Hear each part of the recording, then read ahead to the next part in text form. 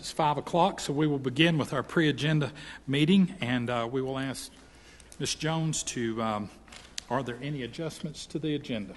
We do have one adjustment, and that's going to be the removal of item 8.3 under administrative matters. We just need to completely strike that from the agenda. Strike from the agenda. Okay. And everything else stands as read? Yes, sir.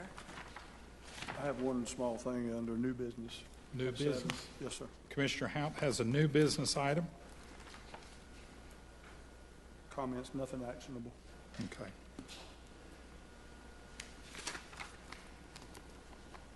All right. We have two public hearings on for the 7 o'clock meeting. We will begin with administrative matters, 8.1. And it looks like, do we have anybody here from tax administration to present? Yes, we do. We have Mr. There we go. Purchase. Hey, we got the top dog. Thank you. Good evening. Good evening. Before we get started, a couple of things I want to mention to you. Amy should have given you a regional tax rates chart. Do you have this? Yeah. Yes. Yes, we did. And it shows, it has all our tax rates and the average on the back. It has any changes for the 18 and 19 that I have highlighted. The only tax rate that went down was the town of Davidson went from 35 to 29, the ones that are highlighted. Other than that, all went up slightly.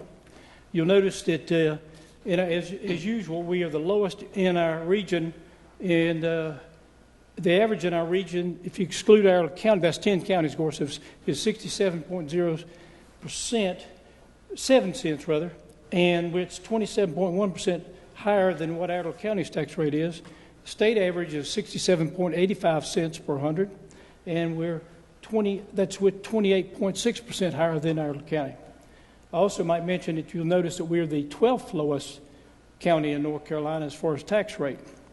One thing that's not on here, I checked the 27 counties with populations above 100,000, and only Brunswick County, which is a coastal county, has a lower tax rate of 48.5 cents, and of course they have absentee ownership and get high revenues from taxation, sales tax. I will tell you that the tax bills are going to be mailed Friday, 112,400 of them. Tax bills of about $209.5 million, and plus we'll have vehicle tax. That's all jurisdictions. And plus we'll have vehicle tax bills probably about 11 million, 12 million. Excuse me, probably more like 15. I have to remember the other jurisdictions. The reappraisal, right now we had 1,519 appeals. 52 have not been heard by the Board of ENR. We have no appeals going to the Property Tax Commission as of yet.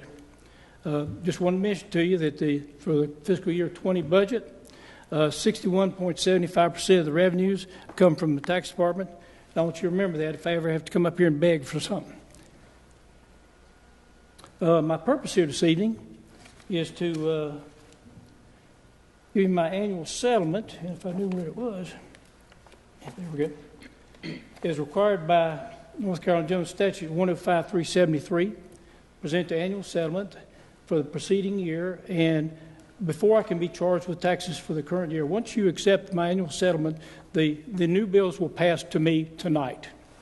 The board also needs to issue orders to the tax collector to collect taxes for the coming year, and I'm also asking you to give me permission to advertise tax liens appeal to the Property Tax Commission if that person has not paid their taxes. I have one party that's currently like that, and I may have to advertise that. He appealed and lost, and he has not paid his taxes. Now, I believe you all have my annual settlement in front of you. For the fiscal year ended June 30th, 19, we had total tax levy of $124,005,000.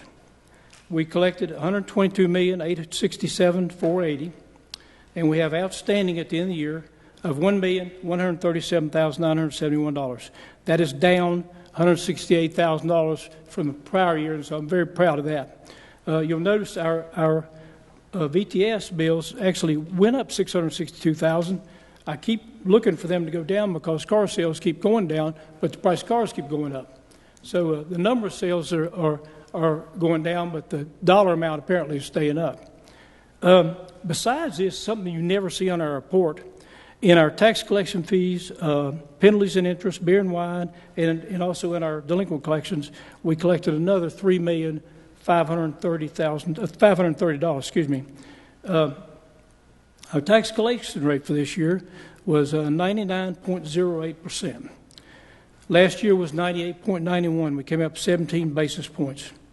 If you exclude motor vehicles, our collection rate was 99%, and we came up 18 basis points from there. It was 98.82 last year. Our delinquent collections for this year is $1.4 million. It continues to go down because we have less delinquent taxes to collect, which is a good thing, of course. Our delinquent taxes outstanding, that's for the taxes for the previous 9 years, is $2,747,000. That is down $352,000 from the prior year. This $2.7 million represents 0.29% of tax levy from the previous 9 years of $941,188,000. Prepaid taxes, you notice we collected $190,000. If you remember last year, you may recall, everybody was trying to beat the IRS, and we had $1.4 million in, and I don't think that worked out for them. But this year we only had $199,000. If you'll turn the page here, I'll give you my numbers. This year we collected a little over $4 million, more than in current taxes than the previous year. We collected $1.5 million more than was budgeted, and that's getting harder and harder because those budget people keep pushing me. And our 15-year cumulative of over budget revenues is $24.1 million. Our delinquent collections is for 15 years is $26.7 million. For all jurisdictions, we've collected $186,837,000. I expect that to be over $200 million for this coming year. This $186 million is double what we collected 14 years ago. I've added some new items to our tax collection actions. I wanted to give you a clearer picture of what some of the things we've done. Pre-foreclosure letters, we sent 759, but we only sent 55 to foreclosure. So we try to get their attention with a pre-foreclosure letter before we do something to them. Tax statements, this year I've used the young ladies out front to send out tax statements to people that owe less than $500, and it's been very successful. We sent over 3,500 of them. Tax warrants, we sent 283 this year. I want 400. Last year we only sent 162. Well, I'll get to that in a minute, personnel issues. Debt set-off, we sent 1,471 accounts this year. Last year was only 717. Garnishments, we did 1,112, and last year we did 741. I have included an item here called garnishment fees, and the reason I put that there is these are fees generated by our delinquent collectors that they add on to garnishments, bank attachments, rent attachments, etc. And that amount of money is almost $90,000, which is not in the tax levy, but it's included in your penalties and interest. But that would pay for the salary and benefits and give them a good bonus for 2 tax collectors. I've lost 4 employees to personal and real property in the last 2 years, and 1 retired on me in the past year. So we've had to replace some people, and it's been a little difficult. When I say difficult, they just had to learn. That was it. We sent 34 lien holder letters. It's like wasting postage, but we do send them out. This year we had 527 bank attachments. Really raised the level on that. Last year we only did 293. On problems with tax collections, this is not really a major problem, but we had 105 bankruptcies, and that's a minimal amount. We've had years ago we had a whole lot more. We only foreclosures filed. That's by mortgage companies with 331. In 2010, I had 1,337. During that same year, we had 7% of the mortgages in Iredell County were 90 days past due or more. So, we've come way back uphill. Something that's not on this in these numbers, but I'll tell you, I complained about it last year about gap billing, which is something the state of North Carolina could do for us, which they did not. Last year, they sent us 5,500 gap bills, and as I predicted, we collected 60%, 3,300. The balance on those bills, $81,000. If I'd had that balance, if they had collected it for us, our tax rate would have been 99.15%. We just got in our new gap bills. We actually got about 6,500, but about 2,000 of them are under $5. So we do not bill that. We've got 4,571 bills. They only average $42.39 per bill. It's just a tremendous amount of effort for a very minimal amount of money. If you'll turn the page to our collection rates for the last 9 years, so I can brag a little. If you look at the column on the left, it gives the fiscal year ended in June 30th of that year. The original collection rate is in the middle column, and on the far right, in the current column, it has the collection rate at 6/30/19. So 18, we collected 98.91%. It's now 99.62%. If you look at the average for 9 years at the bottom of the column there, it's 99.71%. Last year it was 99.66. I'm very proud we came up 5 basis points. Debt set off is diminishing returns. We sent them out, but we're still 24th in the state out of 508 units and 16th among counties. But we're not setting the world on fire. Foreclosures, this is a program, we started in 2012, and I want to make you understand this, that we sent 1,029 properties foreclosure.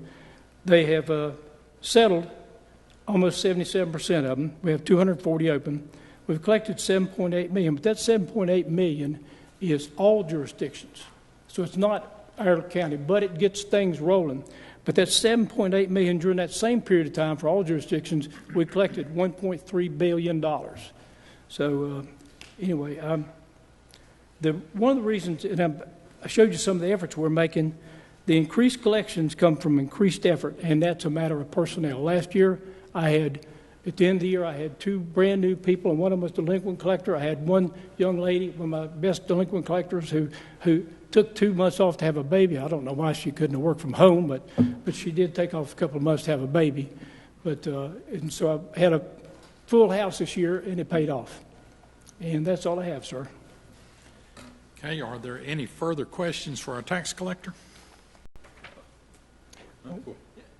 If I could just bring out a couple of things, if I could. And when I address these comments to you, Mr. Furches, they are intended for your entire department and staff. But if an organization is getting results, usually they have really strong, effective leadership, and I'll attribute that to you. This long and sustained high collection rate really enables not just this board to have a somewhat lower tax rate, because we're collecting from everybody as opposed to collecting from some of the people. Because of the high collection rate, this board's enjoyed a lower tax rate than had you been less effective at your job. But not only that, that can be said for the town of Mooresville, for the city of Statesville, for everybody else. All those other entities have benefited because of the effectiveness of you and your staff. I remember when the state and you were allowed some additional tools to help with the collection, and I would say Mr. Furches has been really, really, really good at how he utilizes the tools that he has to assist him with collecting. But just so people don't think that you walk around with a hammer and you're hard and cruel and all that stuff, no matter who has a problem with their tax bill, if they go and they try to work something out, his department is incredibly good about working with people. He just has one request: do what you say you're going to do. Tell him the truth. You tell him the truth, and he'll work with you, and you'll get paid up, and everybody will live happily ever after. Bill Furches has got a lifetime of service to the county. A lot of people might not know this. For those who remember the Vietnam War and stuff, Bill is one of the Marines that was in the siege of Khe Sanh.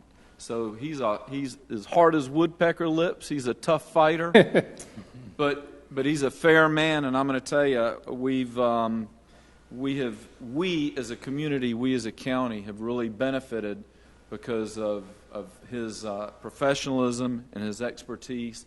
And I just want to tell you on behalf of our board that your leadership is recognized, and I think all the citizens of our county are better off because of the job that you've done, not just this year, but for the job that you've been doing for literally for decades. So, Thank you. Thank you very much. Any further questions? I do In your motion tonight for to accept my settlement, issue orders of collection, which Amy has the orders of collection, and allow me to advertise taxpayers that went to the Property Tax Commission, which we did not advertise in March, assuming that we have tax bills that remain unpaid. Yes. And by the way, I was 8 years old when I was in Vietnam. Proof. Good for you. I've got one little question that was posed to me by a councilman from one of our municipalities, Yeah. and he was at one of the transfer stations and saw a guy who had an Iredell County sticker in his windshield, dumping it at one of the convenience stations, and he had out-of-state plates on his car. And he asked him, how is that possible? And the guy told him, he said, I know a trick. Do we have any way of tracking the vehicle license plate that has not been registered in Iredell County, even if that gentleman has moved and resides in Iredell County? We only send out the stickers in the tax bills. To get a sticker, other than that, we won't give anybody a sticker at the tax office. They have to go to the landfill, and they have to show them that they are an Iredell County taxpayer, or they have to look it up on the computer to make sure that they live in Iredell County. I don't know what his trick was. It's probably got it from somebody else. We did have problems some years ago, people wanting more than one sticker, and they were selling them. You know, they from out of county, Catawba County, Wilkes County, wherever. But I don't know of any trick way you can do it. Well, he said he owned property in Iredell County, but he hadn't changed his car titles over yet. Well, if he owned property in Iredell County, he's entitled to that sticker. Mm-hmm. Okay. I didn't know if there was any way that we were missing the tax levy No, on sir. the vehicle. Okay. Not that I'm aware Black of. market for our stickers. There you go. Yeah. Hot commodity. Ms. Jones, is this appropriate for the consent agenda, or should we break this out separately for the back page? It's appropriate for the consent agenda, but if you prefer to make it an action item and have Mr. Furches report out. I'm okay at with 7 o'clock. consent. If everybody's okay with consent, we'll move on. Mr. Howe, you good with that? Okay. Okay. Thank you very much. Thank you, Mr. Furches. Sir. Okay, the next item is a request from our Emergency Communications Department, and that is to request approval for the First Amendment to the Mooresville Tower Lease Agreement. Okay, and we have someone presenting for that this evening. Yes. Ms. Candy's coming to the podium. How are you this evening? Thank you, sir. Good. Good evening. What you have before you is a request for approval to sign an amendment to our current lease agreement with Mooresville. We currently reside with equipment on their tower, and we're changing out that equipment in order to accommodate the new simulcast system. It is just an equipment change for the exhibit. It did have to be advertised to Mooresville, therefore it needed to come back before you. So there was nothing substantial that changed. Just the equipment list itself, the size of the microwave, the equipment that's in the shelter. Okay. All right. And basically, this is a needed component Yep. to complete our microwave system, or simulcast system. Yes, sir. Consent. It does facilitate the coverage for the South End VHF. Consent? Yes. Thank you, Thank you. Ms. Straczynski. Thank you. Thank you. The next item is a request from the Parks and Recreation Department for approval of sponsorship opportunity package for the purpose of further developing amenities at various parks and facilities throughout the county, and Ms. Hepler is here. You can skip the letter. Oh, I'm sorry, that's the one, okay, gotcha. Ms. Hepler? Good evening. How's everyone doing? Great. How about you? Summer's almost over, so we're doing really well. Thank you. I appreciate the opportunity to be before you guys tonight to present two items. First item is, as Ms. Jones said, our sponsorship opportunity package. This is a request from our Parks and Rec Department for approval of that package. It is drafted or was drafted by input from our Jennings Park Focus Group. It was also, it had input from numerous staff members and has gone through several rounds of review with our Recreation Advisory Board. And the Recreation Advisory Board did approve this sponsorship package on August the 1st, last Thursday night at their regular scheduled meeting. There are no additional operating funds required to implement the package for donations made to parks and/or recreational facilities. Any costs incurred for signage or acknowledgments would come directly from the donation amount specific to the desired sponsorship opportunity, and those are all laid out in the package. Approval of this package could bring a cost savings to the county based on the size of the donation or contribution made by individuals or businesses. And these sponsorship opportunities provide funding for improving amenities and our park features, saving the county for maintenance and saving county funding to include maintenance and operations or additional capital improvement. The non-monetary value with this package, it provides opportunity for individuals to honor or memorialize family members or citizens for their significance within a community, and also would provide a method for businesses to do brand promotion by giving back to the communities where they operate. Funding origin would be in and out of the Parks and Recreation Park Fund or Project Fund budget, specific for park improvements. And the only downside to the package or approval of the package would just be that county staff time, along with the Rec Advisory Board, would be required to review these on an annual basis. I think the value that it could bring definitely would outweigh any staff time that would be required. Okay, thank you, Ms. I'll Hepler. answer any questions you may have. Do we have any questions for? Michelle, the prices that you have here, where did the prices come from, and the duration of the sponsorships? I see that they vary. How will that be determined? Yes, sir. The prices came from, we looked at several sponsorship opportunity packages from different parks and recreation agencies across the region.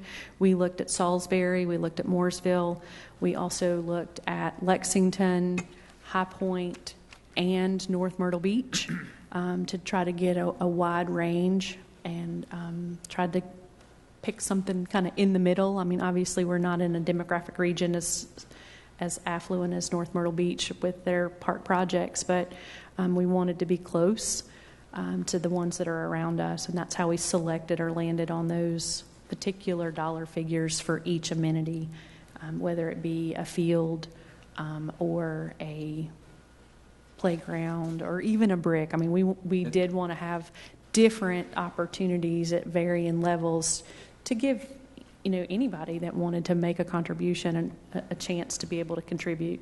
Well, I'd like to ask maybe for a consideration for you to consider a potential change. What I'd like to see is you set a minimum cost per year and put some of these advertising opportunities out for bid, because you may have some competitive businesses for certain locations that would pay higher. And that way you give everybody equal opportunity to be the highest bidder, instead of you saying it's a flat rate and then the first two you gets it. Okay.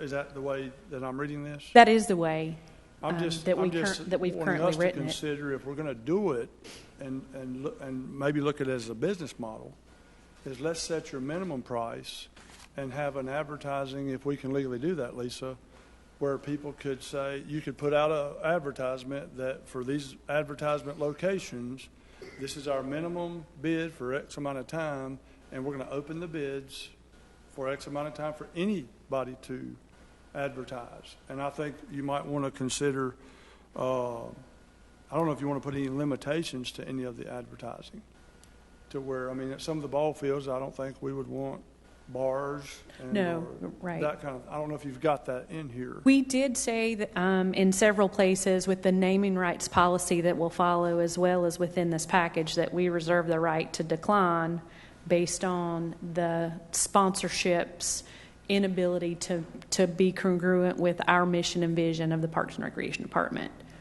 We promote health and wellness, so we would not approve a smoking tobacco advertising company Right. at a playground. Yeah, You know, well, I just things of wanted that I nature. didn't see that, and I just wanted to bring that to your attention to maybe look at it and ask the board and you to consider, an administration to look at the opportunity you may could get more, and to be fair to everyone, open it up for bid, and people know what the minimum bid would be for what amount of time you're offering. Yeah. I just think it's a business model. It's a good idea, Right. bringing you more revenue. You know what the minimum would be. That's just an idea, to amend it to along those lines, just like a business model. Would you like to see me take this back and revise it and bring it back to you, or are you? Can you do that by our next meeting? Does that put you in a bind to look at that? And also, Not in at your all. presentation, I mean, that was just something that jumped out at me as a parent. We got to be careful what we advertise, who we let advertise, without discriminating against anyone. Sure. That way, that information's out front in your advertisements for who can advertise in what facilities. Right. The intention was certainly to accept do an application pool so that we were not necessarily discriminating, and allow the board, the Recreation Advisory Board, and staff to work together to select from those applications. But, you know, if you're suggesting a bid process as opposed to an application I just process, think that gives you the ability to maybe raise more revenue, and I've seen advertising on the side of facilities trucks, like for Iredell Statesville Schools, people pay for signage on their box trucks and different things, you know, at the rec center. Right. You know, different advertising opportunities, just to think outside the box. I mean, I think it's a good idea. I'm just thinking if you set a minimum and let everyone apply, that way we don't get accused of picking and choosing. It's kind of who first saw it, but you may have some businesses out there willing to pay more. Where does the money go, and who controls that? Deb would get it, and she would control it. You'll never see that again, huh? Bev's slush fund. Man, I tell you. The intent would be to make, we have dedicated park funds specific to Stumpy Creek, to Jennings, or a general park fund. And it is my understanding and my thought process that if someone sponsors a field that would be at Jennings Park, that money would go into that park fund. Okay. All right. Ms. Valdez, how can we do this and not discriminate against any particular business? I mean, that gets to splitting hairs there. You know, is Mickey's Quick Stop, they sell alcohol, and so does Joe's Bar and Grill. How do you do that? Is my question. It's not going to be easy, and it will depend on what criteria Michelle can develop and make the criteria as succinct as possible without allowing an opinion to make that determination. It's for this or the naming policy. It's not going to be easy. The bid is not an issue at all. The statutes provide, you can follow the personal property guidelines for that. The naming for both sponsorship and buildings and facilities, it could be a little hairy. Well, if we table that for 2 weeks, will that give you a chance to look at that? I mean, I personally, as a parent or a taxpayer, have no problem with Mickey's One Stop as long as it doesn't mention beer, wine, or alcohol, or, you know, condoms or whatever. I'm just saying those are facts of life, but just advertise the man's business name. Mm-hmm. I don't know. Can you research that? Is that put you in a bind on a timetable? No. I guess the question would be, what is your vision from Parks and Recreation. Does that business follow the vision for Right. Parks and Recreation? Right. I guess would be, you're going to have to establish that. And, in the Recreation Advisory Board, we've talked about this for 6 months probably. And at various meetings, the other thing that we want to make sure that we don't do is that we don't invade our park space with all these billboards that don't lend to a congruent, natural, passive recreation environment in some cases, making sure that the signs are following certain criteria, just as well as, the selection of or the approval of the particular businesses that would be allowed. So they have talked about this quite a bit, and I certainly don't mind taking it back and looking at the criteria for who's eligible, who's not, what business is eligible, which business is not eligible. So can we just table this? The other thing, real quick, I was going to add one more thing. We even discussed at length not just businesses but individuals. What happens when an individual is, honored a field named after them or a park named after them, and then they commit a felonious crime? Do we as a county want to be able to continue to let that name reside in that location? And so that was also a discussion that we had, and said we would not want to do that. So we were clear in the naming rights policy and in the sponsorship package that we could revoke that privilege at our discretion as well. And you can do that at any time? Okay. Yes. All right. Is giving you the next meeting in August enough time, or should we table this until September 3rd? No, sir. I'd rather do it in August. I'll be in Canada in September. Motion to table? Motion to table. Okay. Motion on the floor to table. All those in favor say aye. Aye. Motion carries. And is that for both items or just the first one? If you could go ahead and let's present the second one, because it's a little different. While it has some similarities, it is a little different. So let's present the second one too. So we'll have that. Perfect. So the second item before you guys tonight is a request from Parks and Recreation Department for approval of a naming rights policy for significant donations or contributions made specifically to Idle County Park properties. This naming rights policy also has been shared with the Recreation Advisory Board and approved by them as well. I would note that I don't want to say I plagiarized, but I certainly used my good friends at Idle Statesville School System as a resource, and basically mimicked their naming rights policy, tailored it specific to parks as opposed to school facilities and auditoriums and gymnasiums.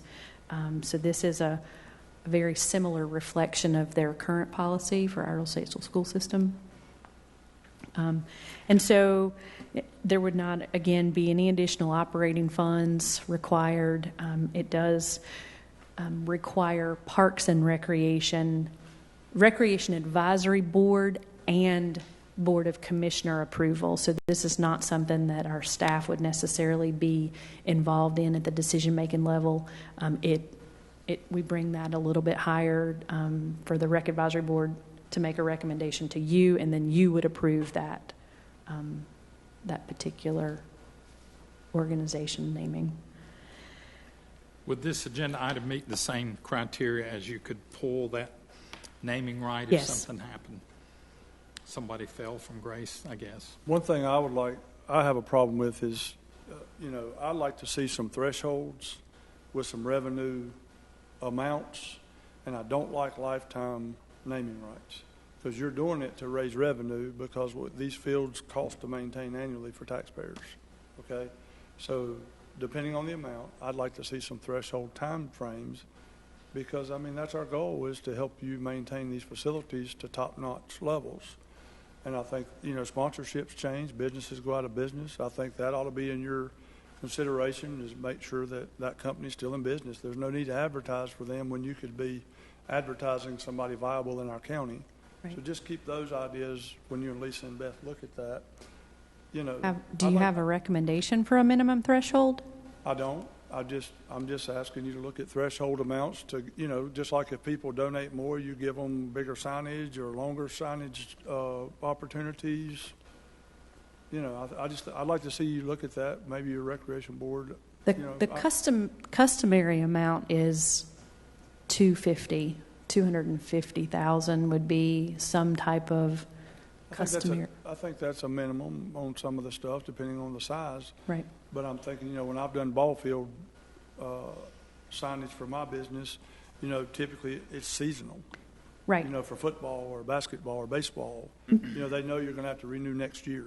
Mm-hmm. I'd like to see you do that so you have recurring revenue, based on your advertising. That's all I'm saying is when you look at it. If y'all have that desire. I don't want to set minimum amounts. I just want to be able to afford honoring my good friend Tommy Bowles by naming the visiting side restrooms after Right. if we could. That'd be a memorial to me. Yeah, absolutely, yeah. Big, Part of the reason that we've even developed these is because of the situation where we are at Stumpy Creek Park. We had a number of people who supported that development of that facility, and they received lifetime naming rights for a very, at the time, significant donation. But at this time, that amount is what gets you 3 years, basically. And there was no policy at the time. And I think for a lifetime naming right, this particular policy was intended more for, say, the Buck Jennings Clubhouse, like an actual structure or a section of a park, like a complex. We will certainly go back, though, and look at those minimum. Yeah, those definitely minimums. not in any way critical. Just trying to help you brainstorm on what makes it better and stronger and advance the opportunities to more people, because it's kind of like an auction. You get them competing, you may raise more revenue. Right. So will we continue both of these agenda items? Correct. Okay. Yes. Motion to continue? Table both. Table both of them. All those in favor say aye. Aye. Both are tabled. We'll look Thank you, forward to sir. hearing from you, Ms. Hepler. I'll see you guys in 2 weeks. Thank you. Okay. The final item is a request from the clerk to the board for approval of minutes from the meeting on July the 9th, 2019. Okay, has everybody had an opportunity to read these minutes? Yes. Good. Everybody good? Consent? Consent. All right, that concludes our consent agenda for this evening. We have no announcements to vacancies occurring on boards and commissions. We do have one announcement, appointment to the boards, the Community Child Protection Team. And if you folks feel it's appropriate, we'll go ahead and appoint that since we only have one applicant. You had to do it at 7 o'clock? Yeah. Okay. And we will do that at 7 o'clock. Okay. Is there any unfinished business that anybody can preface before we move on? This is not a public comment meeting, so we'll move forward from that item. Can anybody tee up anything from new business that you'd like to talk about? Does anybody have any items? I'll just do mine at 7. You'd like presentation at 7 on new business. We'll hold the county manager's report till 7 o'clock. And then we do have 2 closed session items this evening.